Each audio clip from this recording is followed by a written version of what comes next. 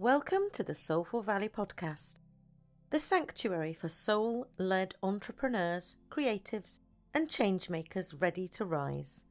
I'm your host, Kerry, bestselling author, book collaboration mentor, publisher, and energy alchemist, here to help you tune into your truth, amplify your voice, and align with the frequency of miracles. Each week, we dive into soulful conversations, transformational journeys, and the energies that shape our lives and businesses. It's time to evolve on purpose, because the world needs your light, your words, your legacy. Let's begin. Are you ready to share your soul's truth with the world? We're calling in writers, mystics, and visionaries for 2 transformational book collaborations. Soulful Poems Volume 4 for the poetic voices of this new era, and Evolving on Purpose, Angels, Spirit Guides, and the Frequency of Miracles for those guided by the unseen. Your words have the power to heal, uplift, and ripple across the world. And if you've ever dreamed of being part of something bigger, we invite you to watch the trailers for our international award-winning movie and join our Zero Limits community on Facebook, where we're celebrating global premieres, backstage magic, and preparing for the big launch on Amazon Prime and Apple TV later this year. Check the show notes now to join the movement. Your miracle moment is waiting. You gotta love yourself with all your heart. If you don't already, it's time to start. 'Cause nothing's gonna work out until you do. Dr. Joe Vitale was once homeless. Today, he is president of the Napoleon Hill Institute, author of over 90 books, star in over 30 movies, including the hit movie The Secret, and he is a musician with 15 albums. He received the US President Lifetime Achievement Award in 2024 and the Los Angeles Tribune Lifetime Achievement Award in 2021. His own movie, Zero Limits, releases this summer. He has helped millionaires and billionaires, royalty and presidents.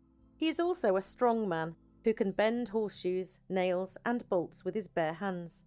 At the age of 71, he began MMA training. He creates miracles coaching to help people get past their limits and live a flourishing life of doing the impossible. If you'd like to connect with Dr. Joe Vitale, check out the links in the show notes. Hello and welcome to the Soulful Valley Podcast, Dr. Joe Vitale. I've been excited to be here. Thanks for being in the movie, and thanks for having me here so we can chat a little bit. I'm so excited to have you here, Dr. Joe, because you've been inspiring me for a long time. It's about 15 years now. Wow. 15 years since Wow. I first came across you in the movie The Secret, as most people probably did. And then I started to read some of your books and I took a few of your certifications. So I did your Law of Attraction Practitioner certification and your belief clearings and your Ho'oponopono. So I got quite involved in your world, and my life changed back then quite dramatically. So I was in a job I hated at the beginning of that journey, and I ended up becoming a mindfulness coach, an EFT practitioner. I studied a degree. I set up a charity that was an alternative mental health charity. So quite a lot happened in those first few years.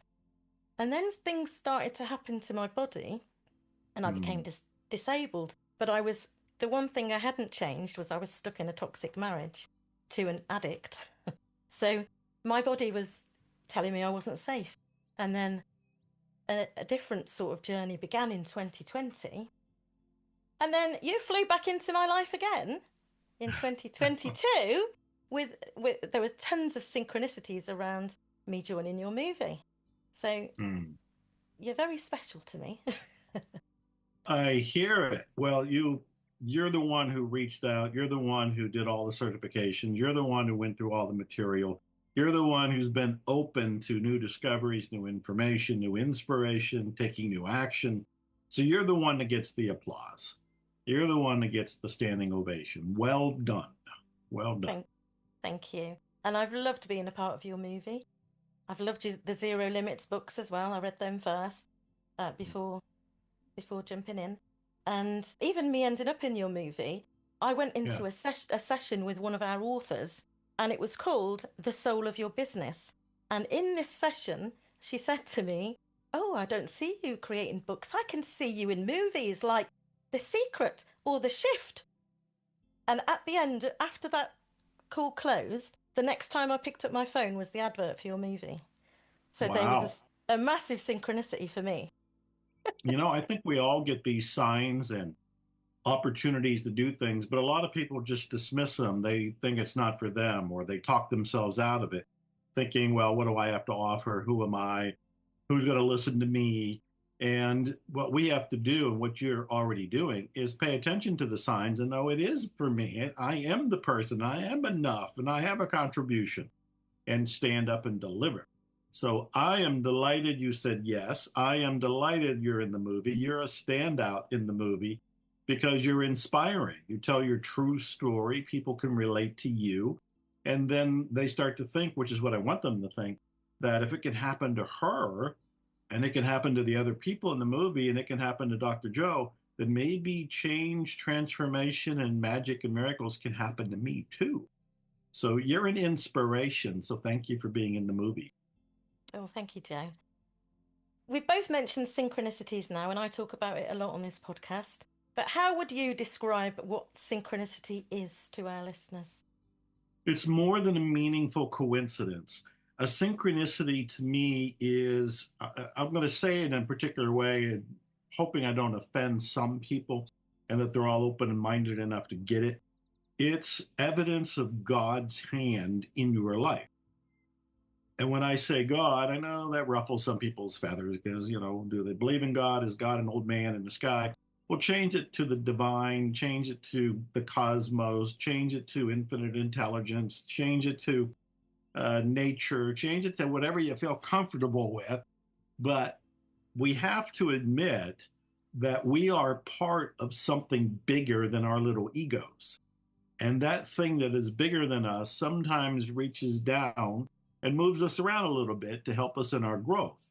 And that reaching down to help us in our growth is a synchronicity. It's evidence of the divine's hand in our lives. That's how I would define it, at least for today. How can we get better at recognizing miracles when they show up? That's a great question. I think, first of all, we have to really pay attention. We have to really be alert. Most of us are so preoccupied with what we're doing, what we're going to do, what we want to have happen. We're distracted by thoughts, by social media, by the next shiny object. We're not here. We're not in the moment. We're not present. So the very first thing is to start to mindfully breathe so that we can let our breathing take us into our body and our body take us into the moment. So now we're present and we're available. And the next step would be to actually be aware. We're kind of on the alert for a sign. In many ways, I look at my life as nonstop signs, nonstop symbols. They're there all the time. And it's a matter of me just paying attention and looking and going, okay, that just confirms I'm on the right path, or that is the next thing for me to do, or that is the next person that I'm supposed to talk to. Whatever is there in the moment, I want to be aware and present enough to recognize it. And then the third thing would be to act on it. Because if I get it, I'm breathing, I'm bringing myself into the moment, I'm being aware, and then I get this inspiration, or there's this sudden, like the day you opened your email and there was an advert for the movie. You could have just dismissed it. I could have just scrolled past it. But you could have scrolled past it. But the fact she just said that to me in such a spiritual session. Yes. And also I've got a back history of working in television and radio, and that sort of thing excites me. So I was excited when I got to start the podcast. There you go. And a movie opportunity right in front of me, because I had it. I've still got it that eventually I'll probably create movies of my own. That's big dream. But that's entirely possible. That's the whole message of the movie Zero Limits. Exactly. That whatever it is, you can do it. There's no limits. Yeah. It's when somebody sits there and says, "Oh, I can't do that because I don't know anything about movies." We just established a limit. Or if somebody sits there and goes, "I can't do that because I don't have any money to make a movie," you just established a limit. Or if they say, "I can't do that because I don't know anything about directing or acting or connections in the movie business," you just established a limit. Zero limits is coming from the place of, what would you do if you really believed anything was possible? You may not know how to do it. You may not know exactly what the steps are, but you start. And as you start, then the synchronicities start happening. Then you find out, oh, this person knows the movie producer, or this person knows something. And one step at a time, you're led to the path to making the movies that initially you were excited about and initially you might have dismissed. But not you in particular. I'm pointing out for everybody here, you're getting signs, you're getting messages, you're getting inspirations, but most of us dismiss them. And I'm saying, let's be present, let's welcome them in, and let's act on them. Absolutely. And even just being part of this now, I've seen how this has been created. So that's an education for me at the same time. Right. I love a good education when you're in it. Yeah. You're in there, part of something, and you can see all of the moving parts, and then it's not so overwhelming. So I thank you for that opportunity as well. Not just being Well, whatever it is that we want to do. All of the experience. Yeah. If someone feels stuck, Joe, what's one thing they can do right now to get back into flow? The easiest thing to do is make a list of what you're grateful for. And that's as simple as taking out a piece of paper, or you can do it on your phone and you can audio narrate it and you can record yourself on video and do it. But the number one thing to do is to start making a list of what you're grateful for. And at first it may be superficial. I'm grateful for my desk or my glasses. And then it may move into something deeper. I'm grateful for my body. I'm grateful for my brain. I'm grateful for my eyesight. I'm grateful for my heart. And then it might even move into something even more deeper than that, to the things that we take for granted and we never mention, but they're keeping us alive. And it's things like air. Where's that coming from? And gravity. Who's in control of that? And the planet evolving and rotating and going around in the way that it does naturally, but I'm not participating in it, yet at the same time, it's helping me survive. As I start to make this list of things I'm grateful for, as anybody starts to do it, they move into a different vibration. They move into this sense of appreciation. They move into this inner world of gratitude. The beauty of it is you start to realize you're living the miracle. You start to realize everything that you have in your life is so much better than what most people are still struggling with. Or if you look in the past, I love to study history and I look at kings and queens and we all go, oh my God, what a life they had. You're probably living far better than they were living. They didn't have a refrigerator or air conditioning or heat or a car or some of the things that we take for granted. And this is what I mean about starting to make a list that you're grateful for. At first, it's just the things laying around. And then you start to move deeper. And then you can move even deeper than that and then realize you are living heaven on earth. That moves you into the divine flow. And in that divine flow, you realize you're not stuck and you've never been stuck. But you have more of an awareness of that flow, and you can do things more out of the flow with more awareness and more consciousness. And that will alleviate anybody feeling like, oh, things aren't working out. Oh my God, they're working out in such a glorious way. It's unbelievable. And yet it is believable. Absolutely. I came to a space as well where I could be grateful. There was at first I was upset because I'd been ill health retired because of my disabilities. But I got to a point where I was really, really grateful because it gave me the freedom to create the things that I'm now creating. Yeah. And even though there may be some restrictions, but I feel like the universe slows me down for a reason. And then I see that's when I see things. Because I've been slowed right down in my bed for a day and then something pops up. A chapter came through. One day last week I was in bed because I was feeling really unwell and a chapter just flowed through me. And I've got arthritic hands. But I wrote a whole chapter in one go because it just flowed. Wow. So these are miraculous, magical experiences that it wouldn't have happened had I not been pinned down for the day. You're illustrating a great lesson for people, and that is the appreciation of the difficulty. Mm. Instead of looking at what somebody else might complain about and blame the world or blame God for, you're looking at it as a positive. You're looking at it when you said that it caused you to slow down. And because you slowed down, you were able to receive. And because you acted on the receiving, now you have a whole nother chapter that you, because of what you took action on, were able to create. That's very healthy. That's very positive. That is using whatever's happening in our lives for something good. I'm wearing a shirt, sure, on a podcast. I can't see it, but it says, "Be the good." I used to tell people, look for the good, because it's always around there. Then I thought, well, what would be better than that? Be the good. Be the good. Go ahead and be the person who takes action. And that's what you're demonstrating. You demonstrated in the movie with your story. And that's why I want people to see Zero Limits. Your story, the other cast members, myself, we're all trying to help people look at life differently. But what you just said was so beautiful, because you looked at what somebody else might let stop them as something that actually moved you forward. That's beautiful. And I've heard all of those excuses as well. It's funny because if I invite someone to be in one of my books or to do something with me, and the excuses that come back are things that I'm dealing with. It's like I'm living with. So it sounds silly. It's like, Right. okay. Someone said to me recently, "Oh, I can't write a poem for your poetry book because I'm in a movie." And I was like, that's funny. Oh, I can't be in a book collaboration because I'm writing a book. Right. And I've got about 10 projects going on.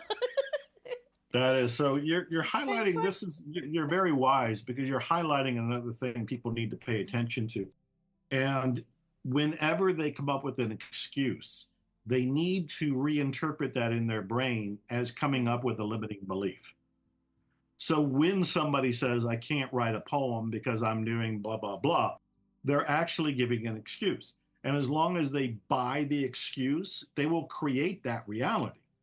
But when they look at that statement as not as an excuse, but as a limiting belief, now they start to lean into, wait a minute, if it's a limiting belief, can I change it to a more empowering belief? And then it leads them to what would be a more empowering belief. Maybe something along the lines of course I can write a poem while I'm changing diapers or going to work or whatever it happens to be in their life. We can always find reasons and the space and the opportunity to do what we really want to do. But what we really want to do is also being framed by these excuses, which I'm renaming limiting beliefs. Since the movie and what you stand for, what I stand for, is all about zero limits, let's start looking at the excuses as limits and then move past it to what would be a life of zero limits. Oh, I can write a poem. Thank you. Why do you think storytelling is so powerful for creating transformation, Joe? Oh, that's such a good question. Oh, my goodness. This is the psychology of humankind. We live and breathe with the stories we tell. That's how we communicate. That's how we grow. That's how we persuade. That's how we teach. That's how we pass down information from generation to generation. Way before books, it was simply with oral tradition. It was simply stories. Only recently, one thing led to another. These are symbols and meaningful synchronicities taking place in my life. And I was brought over to Leo Tolstoy. And I had never read any of Tolstoy's material ever. I mean, I knew who he was, War and Peace and Anna Karenina and all of this. And I was led to a story, and I read the story, and I was like, bride, who in the world writes stories this magnificent? And then I went and bought a collection of his short stories. And every time I would read one, I would go, this is stunning. This is legendary. This is miraculous. My God, Tolstoy was beyond belief. He was almost supernatural in his ability to write. But what was he writing? He was writing stories. And what was he trying to communicate?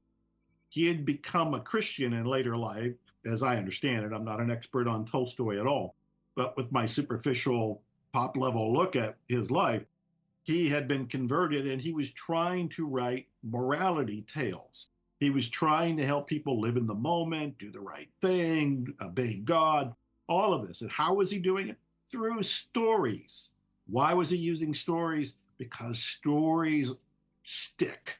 Stories are how we connect and how we understand. If I just rattled off a whole bunch of facts to you, you may or may not remember any of them, but most likely none of them will mean anything. Because I just told you a story about me and my story, discovering Tolstoy, you will probably be more interested in remembering this, and you'll probably remember the idea of stories, and you might even get up and go read a Tolstoy story after this, all because of a story. Absolutely. And the book that you've got behind you of the autobiography of a yogi, I already had that book and I hadn't read it yet. And I moved house a few months ago and I can't find it. But because of your interview with Lalitha, I've bought it again instead of waiting to find it. But yeah, I'm a book lover. I'm a book geek. Let's bring this full circle. How did I discover Tolstoy? In Autobiography of a Yogi. Oh, wow. Yogananda has a chapter called The Law of Miracles. And he begins it by quoting a story from Tolstoy. That was the story that intrigued me because I thought, well, if Yogananda read Tolstoy, I should read something by Tolstoy. That's when I went and found the story that Yogananda referenced in his book, Autobiography of a Yogi. And next thing you know, I was down this other road, and I still am on the Tolstoy road because I newly discovered it. So this is how the synchronicities take place when you're in the flow. It just happened again because if you needed reinforced to go read Autobiography of a Yogi, it just happened. It did. You flashed out at me on your shelf as well when you were talking to me. Right. Looking back, Joe, what's one miracle or surprise on your journey that you didn't see coming? I'm going to tell you, I didn't see most of it coming. This has been a wild ride. I've given a talk or two, and I think I've made some Instagram videos saying this, that when you go for your dream, you go for your primary dream, the one that you are longing for, the vision, the one that's on your vision board, the one that you talk to everybody about, the one that you're almost obsessed with. When you go for that dream, a whole lot of side dreams take place along the journey.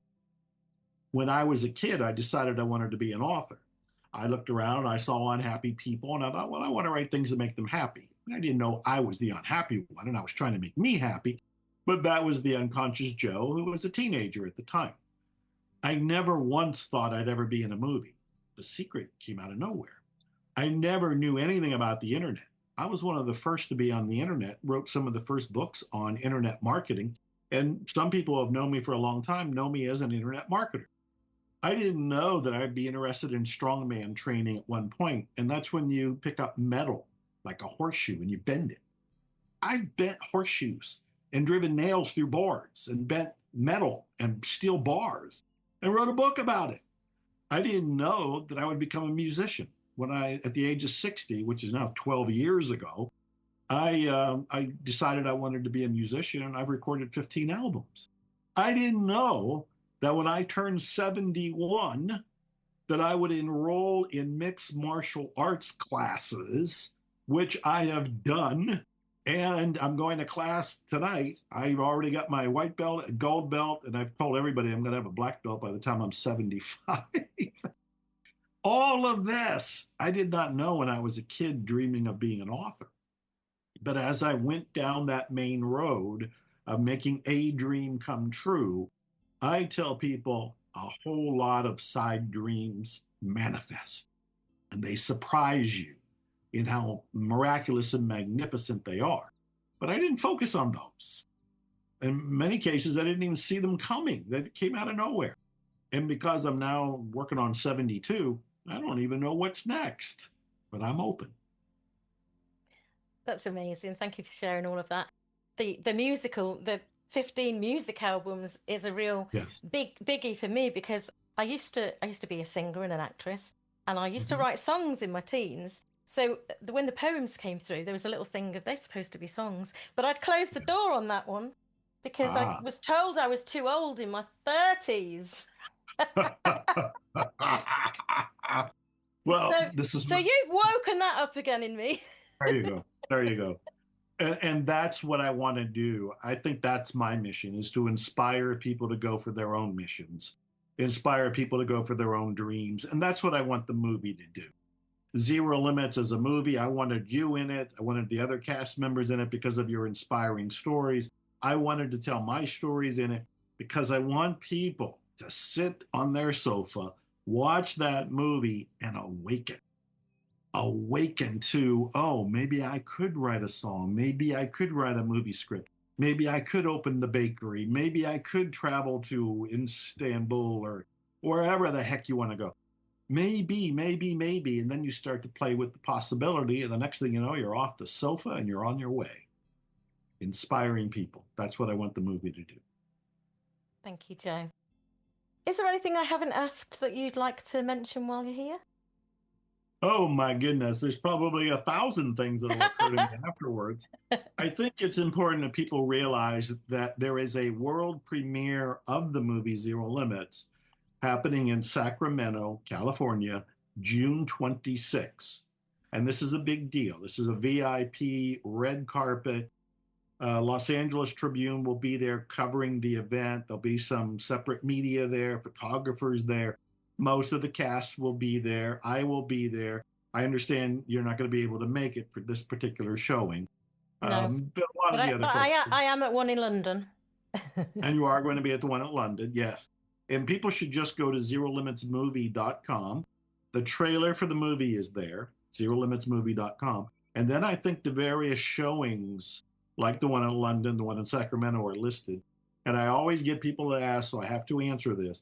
The movie will not be streaming online until probably October of 2025, at which point they can see it on Apple TV, Amazon, and probably some other places. But again, zerolimitsmovie.com is the headquarters for finding out about the movie. Thank you, Joe. And where else can people find you if they want to come and discover more of your magic? Well, thank you. It's kind of you. I'm not hiding. I'm all over the internet and have been since the early 1990s, before we called it the internet. I post original content on social media virtually every day, particularly Instagram. So I would invite people to find me on Instagram and Facebook. I'm Dr. Joe Vitale, DrJoe Vitale. And follow me, and I'll do my best to entertain and inspire and inform and educate along the way. Thank you, Joe, for a magical, miraculous interview.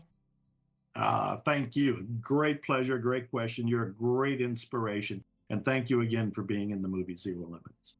Thank you. Bye for now. Bye-bye. So ask yourself, is this for me? Give yourself some boundaries. Learn to trust your intuition now.